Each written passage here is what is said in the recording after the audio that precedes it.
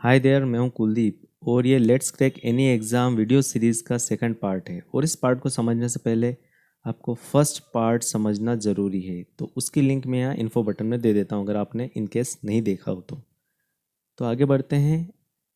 जो मैंने स्ट्रेटजी बनाई थी सिक्स सिग्मा का यूज़ करके, उसमें 5 स्टेप्स थी और उसमें से फर्स्ट स्टेप थी डिफ़ाइन। सबसे पहले हमें डिफ़ाइन करना पड़ेगा। और क्या डिफ़ाइन करना पड़ेगा? वो है ये सारी चीज़ें। तो पहला क्वेश्चन हमारे मन में आना चाहिए कि select which examination you are preparing for. सबसे पहले हमें ये डिसाइड करना कि कौन सी एग्ज़ाम के लिए हमें प्रिपेयर करना है। तो कुछ स्टूडेंट होते हैं, जैसे 10th के बाद में अगर कोई स्टूडेंट प्रिपेयर करता है तो उसके पास जेई का ऑप्शन होता है, आईआईटी जेई का। काफ़ी कम ऑप्शन होते हैं। लेकिन अगर कोई व्यक्ति कॉलेज क्वालिफाइड है, जिसने अपनी बैचलर डिग्री कर लिया है, बैचलर डिग्री कर रहा है, तो उसके पास काफ़ी सारे ऑप्शन होते हैं। उसके पास गेट के होते हैं, सिविल सर्विसेज के होते हैं, क्लेट के होते हैं, काफ़ी सारे ऑप्शंस होते हैं। तो वहाँ पर आपको एक कोई सी एग्ज़ाम सेलेक्ट करनी होगी। यहाँ पर मैंने एक एग्ज़ाम सेलेक्ट कर ली है, BU एप्टीट्यूड टेस्ट। ये कोई एग्ज़ाम होती नहीं है, मैंने एक एग्जाम्पल के लिए लिया है। ठीक है, मैंने सबसे पहले तो हमारी एग्ज़ाम सेलेक्ट कर ली कि मुझे किसके लिए प्रिपेयर करना है। अच्छे से डिसाइड करना है इसे, क्योंकि यही एग्ज़ाम आपको फ्यूचर डिसाइड करने वाली है। सबसे पहले आपको डिसाइड करना है कौन सी एग्ज़ाम के लिए आप प्रिपेयर करने वाले हैं। उसके बाद में आपको ये पता करना है कि इस एग्ज़ाम में कितने सब्जेक्ट होते हैं, how many subjects are there, list them down with marking scheme. तो आपको उन सभी सब्जेक्ट के नाम लिखना है विथ मार्किंग स्कीम। कौन सा सब्जेक्ट कितने मार्क्स का होता है इस एग्ज़ाम के अंदर। तो ये हमें कहाँ से मिलेगा डेटा, वो मैं नेक्स्ट स्लाइड में बताऊँगा। तो मान लेते हैं कि इस एग्ज़ाम में 11 सब्जेक्ट हैं। आपको नहीं मानना, आपको पता करना है कि आप जिस एग्ज़ाम के लिए प्रिपेयर कर रहे हैं उसमें कितने सब्जेक्ट हैं। मैंने जो एग्ज़ाम सेलेक्ट करी उसमें 11 सब्जेक्ट्स हैं। ठीक है, 11 सब्जेक्ट्स हो गए। उसके बाद में what will be your mode of preparation. अब जब आप प्रिपेयर करना चाहते हैं तो किस मोड से करेंगे? आप सेल्फ स्टडी से करेंगे, किसी कोचिंग इंस्टीट्यूट की मदद लेंगे, या फिर कॉलेज करिकुला से पढ़ेंगे, या फिर ऑनलाइन कोई कोचिंग ज्वाइन करेंगे, या फिर यूट्यूब के वीडियोस देख करके पढ़ेंगे। तो ये आपको डिसाइड करना है कि आप किस मोड से प्रिपरेशन करना चाहते हैं। ये आप खुद को बहुत अच्छे से जानते हैं कि आपकी क्या कैपेबिलिटीज़ है, उसके हिसाब से आप डिसाइड कीजिए। तो आपने ये भी डिसाइड कर लिया कि आप किस मोड से स्टडी करने वाले हैं। उसके बाद में how much time do you have. आज के दिन, टुडे, आज की मैं बात कर रहा हूँ। आज के दिन से कितना टाइम आपकी जो एग्ज़ाम है उसमें बचा हुआ है। तो 3-4 दिन तो आप स्ट्रेटजी बनाने के लिए छोड़ दीजिए, अच्छे से सोचने के लिए, प्लान करने के लिए आप छोड़ दीजिए। उसके बाद में कितना समय बचा हुआ है। तो मैंने मान लिया कि जो एग्ज़ाम के लिए मैं प्रिपेयर करने जा रहा हूँ उसको अभी 5 महीने हैं उस एग्ज़ाम को। तो मेरे पास समय कितना है? 5 महीने। अब इसी के हिसाब से मैं स्ट्रेटजी बनाने वाला हूँ। ठीक है, ये सवाल भी होगा। उसके बाद में how many hours do you have for self study. और ये मोस्ट इंपॉर्टेंट चीज़ है। ये मोस्ट इंपॉर्टेंट चीज़ है कि कितने घंटे में सेल्फ स्टडी करूँगा। और ये जो मैंने टाइम लिखा है 8 घंटे, क्योंकि मैं सेल्फ स्टडी कर रहा हूँ। सेल्फ स्टडी तो ना मुझे कॉलेज जाना, ना ही मुझे कोचिंग जाना, ना ही मुझे स्कूल जाना, कहीं नहीं जाना, मुझे सिर्फ घर पे रह के पढ़ना है। तो मेरे पास 8 आवर्स हैं, मैं 8 आवर्स डेली पढ़ सकता हूँ, इतना समय मेरे पास है।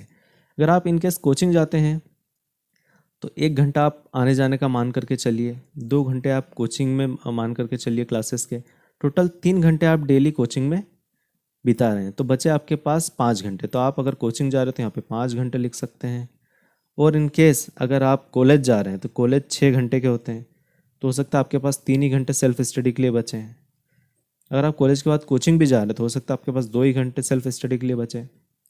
तो ये टाइम आपको डिसाइड करना कितने घंटे आपके पास है। और ये टाइम जो है केयरफुली डिसाइड करना, काफ़ी सोच के चिंतन मंथन करके ही डिसाइड करना, क्योंकि मेरी स्ट्रेटजी पूरी सारी स्ट्रेटजी इस टाइम के ऊपर डिपेंड करती है। मैं सिर्फ इसी टाइम के लिए फोकस करने वाला हूँ, इसी टाइम पर फोकस करने वाला हूँ। मेरी पूरी स्ट्रेटजी का सारी ये टाइम है। तो ये टाइम आप जो भी डिसाइड करें, जितना भी डिसाइड करें, 10 बार सोचें, 20 बार सोचें, उसके बाद में ही टाइम डिसाइड करें। क्योंकि अगर आप गलत टाइम सेलेक्ट कर लेंगे तो फंस जाएंगे। मेरी स्ट्रेटजी इसी समय के लिए है। तो आप बिल्कुल सोच समझ करके इस टाइम को डिसाइड कीजिए, क्योंकि अगर आपने एक बार ये समय लिख दिया, ये समय एक बार लिख दिया, पूरे time through out your study यही टाइम आपके लिए मायने रखेगा और यही आपका फ्यूचर डिसाइड करेगा। तो ये टाइम बहुत अच्छे से सोच करके लिखिए। ऐसा होता है कि शुरुआत में लोग 12 घंटे लिख लेते हैं, 12 घंटे लिख लिया कि मैं घर पर ही रहूँगा, 12 घंटे पढ़ पाऊँगा, लेकिन वो प्रैक्टिकल टाइम नहीं है। तो आप प्रैक्टिकल टाइम देखिए कि कितना आप पढ़ सकते हैं। ठीक है, इस पे मैं डिटेल डिस्कशन करूँगा।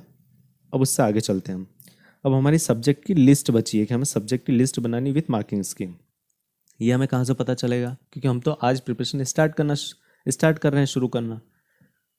तो इसके लिए क्या होता है कि कुछ बुक्स आती हैं, जैसे अगर कोई यूपीएससी के लिए प्रिपेयर कर रहा है तो उसके लिए कंप्लीट बुक, ये वर्ड जरूर देख लेना आप कि कंप्लीट बुक फॉर प्रिपरेशन। तो ये जो कंप्लीट बुक्स होती है, इनके अंदर शुरुआत में सारे सब्जेक्ट की लिस्ट दी जाती है, उनके 4 से 5 ईयर्स के जो मार्किंग स्कीम होती है वो दे के रखी होती है।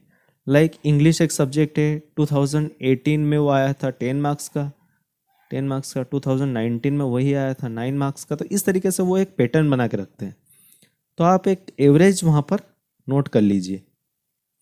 ऐसे ही ये यूपीएससी एग्ज़ाम के लिए हो गई। अगर कोई गेट के लिए प्रिपेयर कर रहा है, मान लो कोई कंप्यूटर साइंस का स्टूडेंट है जो कि गेट के लिए प्रिपेयर कर रहा है, तो यहाँ पर गेट ट्यूटर्स आते हैं, उनके अंदर सारी इन्फॉर्मेशन दे के रखी होती है।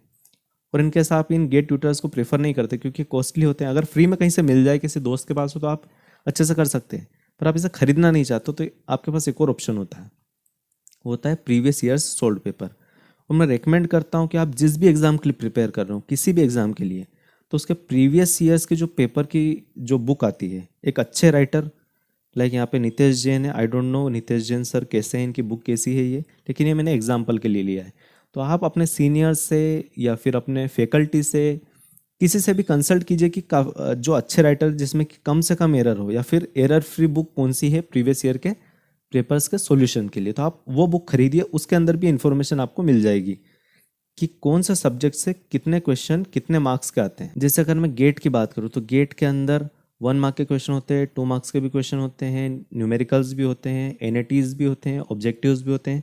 तो काफ़ी सारे पैटर्न होते हैं। तो आपको ये जो सोल्ड पेपर वाली बुक होती है, इसके अंदर वो सारे पैटर्न आपको मिल जाते हैं, जिससे आपकी प्रिपरेशन की जो स्ट्रेटजी वो काफ़ी स्ट्रॉन्ग बनती है। तो मैं रेकमेंड करता हूँ ऐसी कोई बुक से आप देख लीजिए।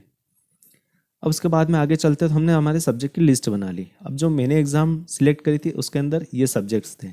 क्वांटिटेटिव एप्टीट्यूड 13 मार्क्स का, उसके बाद में लॉजिकल रीजनिंग 12 मार्क्स की, grammar English grammar and vocabulary 9 marks की, एटॉमिक स्ट्रक्चर 9 मार्क्स का, लॉज ऑफ मोशन 9 मार्क्स के, ऑर्गेनिक रिएक्शन मैकेनिज्म 13 मार्क्स का, डिफरेंशियल इक्वेशन 10 मार्क्स का, इंटीग्रेशन 8 मार्क्स का, डिफरेंशिएशन 5 मार्क्स का, करंट अफेयर्स 5 मार्क्स का, वो work energy and power 7 marks का, और टोटल 100 मार्क्स के।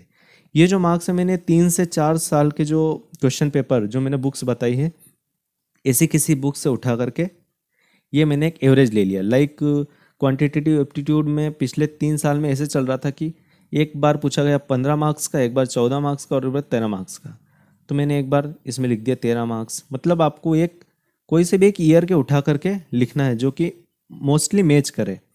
लाइक किसी एग्जाम में किसी ईयर में क्वांटिटेटिव एप्टीट्यूड पूछा गया 5 मार्क्स का, लेकिन हर बार वो 10 से ऊपर के मार्क्स का पूछा जा रहा था। तो आपको एक नॉर्मलाइज्ड वैल्यू जिस भी पेपर में मिल रही है वो वाले मार्किंग स्कीम को सिलेक्ट करना है।